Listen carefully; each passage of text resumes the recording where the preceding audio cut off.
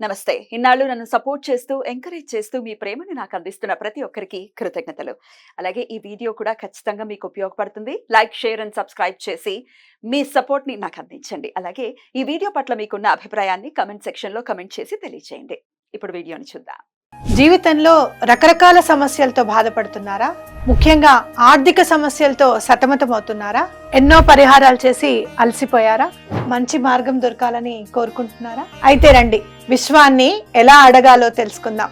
Law of attraction classes మీకోసం మన ఛానల్లో. వివరాల కొరకు సంప్రదించండి. నమస్తే, వెల్కమ్ టు అవర్ ఛానల్. నేను పద్మిని. ప్రస్తుతంతో పాటు ప్రముఖ ఆధ్యాత్మికవేత్త, అస్ట్రాలజర్, అలాగే లైఫ్ కోచ్ శ్రీమతి డాక్టర్ సుధా గారు మనతో పాటు ఉన్నారు. మాట్లాడదాం. సుధా గారు నమస్తే అండి. నమస్కారం పద్మిని. బాగున్నారా సుధా గారు? ఫైన్. మీరందరూ ఎలా ఉన్నారు? మేము అందరం బాగున్నాం. గుడ్. సెప్టెంబర్ మాసం వచ్చేస్తుంది. మీరు బోర్డు మీద రాసినట్టుగానే ఎస్, సెప్టెంబర్ భాద్రపద మాసం కూడా సెప్టెంబర్ ఇంచుమించు 4వ తారీఖు మొదలవుతుంది. ఎలా ఉండబోతోంది సెప్టెంబర్ మాసం ద్వాదశ రాశుల వాళ్ళకి? అందరూ వేచి ఉంటారు కదా దాని గురించి. యాక్చువల్ గా ఫస్ట్ ఎప్పటికైనా మన రాశి ఫలితాలు మాట్లాడుకున్నాం అంటే మనం గోచారం మాట్లాడుకోవాలి. సో ఇక్కడ ఏమేమి ప్లానెట్స్ అంటే గ్రహాలు ఉన్నాయో చూద్దాం. ఏ ఇంట్లో ఉన్నాయి, ఏమేమి రాశిలో ఉన్నాయో చూద్దాము. సో ఫస్ట్ మనం ఎప్పుడు మాట్లాడుకునేది ఏంటి, మనం గురువు గురించి మాట్లాడుకుంటాం. గురువు ఏమో మనకేమో వృషభంలో ఉన్నారు. అలాగే మనకి మార్స్ అంటే ఏంటి, మేషానికి అధిపతి, ఆయనేమో ఇక్కడికి బుధుడి ఇంట్లోకి వస్తున్నాడు అనమాట. అంటే మనకి మిథునంలో. అలాగే బుధుడు దిగుతున్నారు ఎక్కడికి, మనకి సింహానికి. ఆల్రెడీ రిట్రోగ్రేడ్ అయ్యి దిగడం అంటే సెప్టెంబర్ 4th కి 5th కి అలా దిగుతున్నారు అనమాట.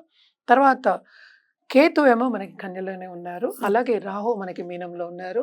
శని ఏమో రిట్రోగ్రేడ్ లో మనకి కుంభంలోనే ఉన్నారు. ఇంకోటి ఏంటంటే మనకి ఇక్కడ శుక్రుడేమో మనకి ఆగస్ట్ ఎండ్ నుంచి మనకి సెప్టెంబర్ 18th వరకు ఇందులో అంటే ఏంటి కన్యలో ఉంటున్నారు. మళ్ళా ఆయనేమో తులాకి వెళ్తున్నారు సెప్టెంబర్ 18th కి. రవి ఏమో మనకి సెప్టెంబర్ 16th కి కన్యకి దిగుతున్నారు అనమాట. అలాగే బుధుడు నేను ఇందాక మాట్లాడినట్టు కిందకు వస్తున్నారు, సింహానికి వస్తున్నారు. సో ఇవి గ్రహచారాలు. మనం ఎప్పుడు అనుకున్నట్టే కొన్ని రాసులకి చాలా బాగుంటాయి, కొన్ని రాసుల వారికి మిశ్రమంగా ఉంటాయి.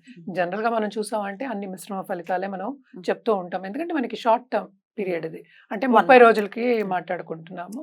సో ఈ గ్రహచారం పట్టే మనం అన్ని రాసుల వారికి మాట్లాడుకోవాలి. సో అందరికి మిశ్రమ ఫలితాలు. కొన్ని రాశులకి చాలా బాగుంటాయి, ఎస్పెషల్లీ వృశ్చిక రాశికి, మేష రాశికి చాలా బాగుంటుంది. ఎందుకు బాగుంటుంది అనేది కూడా ఒకసారి మనం వివరంగా తెలుసుకుందాం. అలాగే సో మంత్లీ కాబట్టి 30 రోజులకి సంబంధించి కాబట్టి కుజ, బుధ, రవి, శుక్రుల్ని బేస్ చేసుకుని మీరు ఇప్పుడు చెప్పేటటువంటి ఫలితాలు మొత్తం అన్ని చూసుకుంటాం. ఎందుకంటే అరే కేతు, రాహు కూడా చూసుకోవాలి కదా, మేజర్ గ్రహాలు. ఎప్పటికైనా గ్రహచారం అంటే ఏంటి, గోచారం చూసినప్పుడు మనం మేజర్ గ్రహాలని ఎక్కువ తీసుకుంటాం, అంటే పరిగణనకి ఎక్కువ తీసుకుంటాం. ఇవి చిన్న చిన్న అంటే ఏంటంటే తొందరగా మూవ్ అయ్యే ప్లానెట్స్ కనుక మనం కొంతవరకు చెప్పగలుగుతాం. ఏదైనా సరే వ్యక్తిగత జాతకం మీద ఆధారపడి ఉంటుంది. డెఫినెట్లీ ఏది జరిగినా 1 minute లో జరుగుతుంది, ఒక్క రోజు చాలు కదా. అదే కరెక్టే. బట్ ఏంటంటే అది లైఫ్ లాంగ్ వాళ్ళకి అది రిజల్ట్స్ అనేవి కనిపిస్తూ ఉంటాయి. కానీ అదే మంచి ఫలితాలు అయితే తప్పక అందరూ సంతోషిస్తారు. అవే ఏంటంటే కొంచెం ఏదైనా నలతో వచ్చింది, లేకపోతే మెడికల్ ఇష్యూస్ వచ్చాయి, లేకపోతే మనీ వెళ్ళిపోవడం, అలాగే సంపద పోవడం కానీ, లేకపోతే ప్రమోషన్ రాకపోవడం కానీ, లేకపోతే ఉద్యోగం పోవడం కానీ, ఉద్యోగం మార్పిడి కానీ, ఇలాంటివి జరిగినప్పుడు అందరికీ కన్సర్న్ అనేది ఎక్కువ అవుతుంది, యాంగ్జైటీ ఎక్కువ అవుతుంది. వీటన్నిటికీ మనం చెప్పేది మోస్ట్ ఇంపార్టెంట్ ఏంటంటే మనం పరిహారాలు చేయాలి, రెమెడియల్ మెషర్స్ చేయాలి. అదే తప్పక లాంగ్ టర్మ్ చేయాలి కదా. రెమెడియల్ మెషర్స్ ఇవాళ చేసి రేపు అయిపోవాలి, నువ్వు అన్నట్టు క్షణాల్లో అయిపోయే విషయాలు కాదు కదా. మరి వృశ్చిక రాశి వారికి మీరు ఆల్రెడీ స్టార్టింగ్ లోనే చెప్పారు, వృశ్చిక రాశి వాళ్ళకి చాలా బాగుంటుంది అని. That's a beautiful thing to hear అండి. ఎందుకంటే చాలా డిసప్పాయింటెడ్ గా ఉంటూ ఉంటారు ఎప్పుడు వృశ్చిక రాశి వాళ్ళు. మా రాసింతే, మా జీవితాలు మారవు. డెఫినెట్ గా లేదు, వ్యక్తిగత జాతకం మీద ఆధారపడి ఉంటుంది. మన ప్రైమ్ మినిస్టర్ కూడా అదే రాశి వాళ్ళే.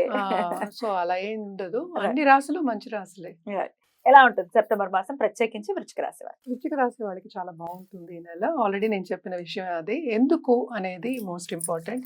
మనకి 7th ఏమో గురువు సంచారం జరుగుతోంది. అలాగే 6th లార్డ్ ఏమో మనకి 8th లో పడ్డాడు. అది కూడా ఒక మంచి యోగమే యాక్చువల్ గాను. సో ల్యాండెడ్ ప్రాపర్టీస్ కొనుక్కునే ఛాన్సెస్ అనేవి వస్తాయి. ఎస్పెషల్లీ వీళ్ళకి ఏంటంటే స్టేటస్ అనేది కూడా ఇంప్రూవ్ అవుతుంది. అండ్ ఆల్సో పెద్దల మన్నన పొందుతారు. అలాగే మనం చూసాము అంటే మన బాసెస్ కానీ, సూపర్ బాసెస్ కానీ తప్పక ఏంటంటే వీళ్ళని రికమెండ్ చేయడం కానీ, అలాగే ప్రమోషన్ వచ్చే ఛాన్సెస్ కానీ, సూచనలు నేను చెప్పేది ఇంక్రిమెంట్ వచ్చే సూచనలు కూడా బాగా కనిపిస్తున్నాయి అన్నమాట. మనం మాట్లాడుకునేది ఈ నెల వరకే కనుక మనకి శుక్రుడు కూడా second half of this month అంటే ఓన్ హౌస్కి 12th హౌస్కి వస్తున్నారు. తప్పక ఇప్పటి వరకు ఖర్చులు అనేవి ఉండుంటాయి. ఆ వచ్చినప్పటికీ కొంచెం కుదుట పడుతుంది.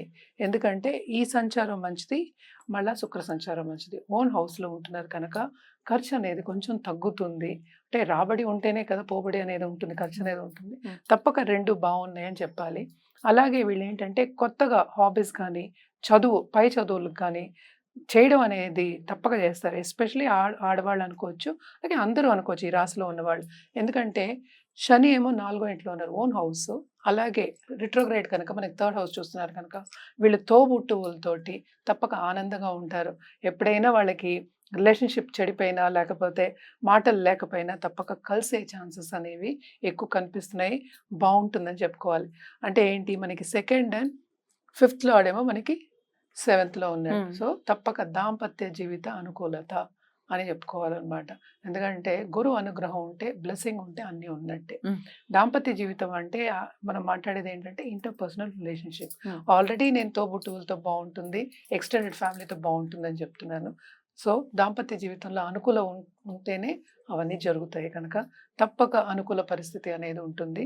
అలాగే కొత్తగా పెళ్లి కావాలి అనుకునే వాళ్ళందరికీ పెళ్లి కుదిరే ఛాన్సెస్ ఉన్నాయి. ఇప్పుడు వచ్చేవి మనకి వస్తున్నాయి కదా ముహూర్తాలు ఉన్నాయి కనుక తప్పక పెళ్లి కుదిరే ఛాన్సెస్, వాళ్ళకి తగిన వాళ్ళు అనుకున్న ఏమనుకుంటున్నారో అలాంటి పార్ట్నర్ వచ్చే ఛాన్సెస్ చాలా ఎక్కువ కనిపిస్తున్నాయి. ఎందుకంటే గురువు అనుగ్రహం ఉంది తప్పక. సో ఇదేంటంటే మనం ప్రయత్నిస్తే తప్పక అయ్యే ఒక పని అన్నమాట. బాగుంటుంది అని చెప్పుకోవాలి. అలాగే ఖరీదైన వస్తువులు ఇచ్చిపుచ్చుకోవడం, కొనుక్కోవడం అనేది ఈ నెలలో తప్పక జరుగుతుంది. అంటే ఏంటి, బంగారం కూడా కొనుక్కోవచ్చు అని అంటే పసిడి కొను మనం అంతే కదా, గురువు పసిడికి చెప్పుకుంటూ ఉంటాం. సో బంగారం కొనే ఛాన్సెస్ కూడా ఉన్నాయి. అంటే షాపింగ్ చేసి ఎంజాయ్ చేసే ఛాన్సెస్ ఎక్కువ కనిపిస్తున్నాయి అని చెప్పాలన్నమాట. ఎస్పెషలీ లేడీస్కి అందరికీ కావాలి మంచి ఆభరణాలు వేసుకోవడం అనేది ఆన్వాయితీ కనుక తప్పక బాగుంటుంది అని చెప్పుకోవాలి. 2nd half of this month నేను చెప్పినట్టు కొంచెం ఖర్చుల దగ్గర బ్యాలెన్స్ అవుతుంది. అండ్ ఆల్సో మనకి కెరియర్ పరంగా చూసాము అంటే కూడా కొత్త ఆపర్చునిటీస్ వచ్చే ఛాన్సెస్ ఉన్నాయి. అలాగే ప్రమోషన్స్, ఇంక్రిమెంట్స్ అవన్నీ వచ్చే ఛాన్సెస్ ఇందాకనే చెప్పాను. మన అనుకున్న దానికన్నా ఎక్కువ వచ్చే ఛాన్సెస్ ఉన్నాయి కదా, తప్పక బాగుంటుందనే చెప్పుకోవాలి. అలాగే పిల్లలకు కూడా ఫారిన్ వెళ్ళే ఛాన్సెస్, ఎస్పెషల్లీ ఈ రాశిలో ఉన్న వాళ్ళకి. అంటే 5th రాహు మనకి తప్పక టచ్ అనేది వస్తుంది. ఎస్పెషల్లీ పిల్లల పరంగా ఫారిన్ ట్రావెల్ వెళ్ళడం అనేది కనిపిస్తోంది అనమాట. పరిహారాల విషయానికి వస్తే తప్పక శని గ్రహానికి మనం చేయాలి. ఇంకోటి ఏంటమ్మా, మన కుజుడికి మనకి ఏంటంటే ఈ పొజిషన్ ఏమో మనకి 6th అయ్యాడు, అలాగే ఈ రాశికి అధిపతి కూడా అయ్యాడు. ఇది కూడా కొంచెం మంచి పొజిషనే, నాట్ వెరీ బ్యాడ్ అని చెప్పుకోకర్లేదు. సో ప్రాపర్టీస్ కొనే విషయం అని చెప్పాం కనుక సో తప్పక కుజుడికి ఎస్పెషలీ మనం ఏంటంటే సుబ్రహ్మణ్య స్వామికి చెప్పుకుంటూ ఉంటాం. మంగళవారం తప్పక చేసుకుంటే అలాగ కుటుంబంలో అనుకూల పరిస్థితి ఇంకా ఎక్కువ అవుతుంది, పాజిటివిటీ అనేది ఎక్కువ అవుతుంది. అలాగే శనివారం మనం శని గ్రహానికి అంటే ఏంటి, శని చాలీస చదువుకోవడం కానీ, నవగ్రహ ప్రదక్షిణ చేయడం కానీ వెరీ బ్యూటిఫుల్ అండి. చాలా అద్భుతంగా వివరించారు, కృతజ్ఞతలు. ఇక నెక్స్ట్ ఎపిసోడ్ లో ధనుసు రాశి గురించి తెలుసుకుందాం. థ్యాంక్ యూ అండి.